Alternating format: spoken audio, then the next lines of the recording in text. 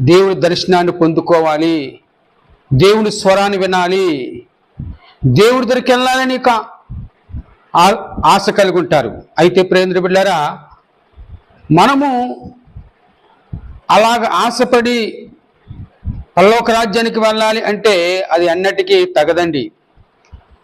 ఇక దీనికి వాక్యం చెప్తుంది, హృదయ శుద్ధి గలవారు ధన్యులు, వారు దేవుని చూచెదరు. హృదయ శుద్ధి లేకుండా, పరిశుద్ధత లేకుండా, పవిత్రత లేకుండా దేవుని రాజ్యానికి వెళ్ళలేము, దేవుని చూడలేము. కాబట్టి దేవుడు మనలో కోరుకునేది ఏంటంటే హృదయ శుద్ధి కోరుకుంటున్నాడండి. హృదయము దేవునికి నివాస స్థలముగా ఉండాలండి. దేవుడు మనల్ని ప్రేమించాలంటే ముఖ్య కేంద్రము హృదయం అండి. హృదయ శుద్ధి లేకుండా, హృదయ పవిత్రత లేకుండా దేవుని యొక్క రాజ్యానికి వెళ్ళాలంటే అది అసాధ్యమండి.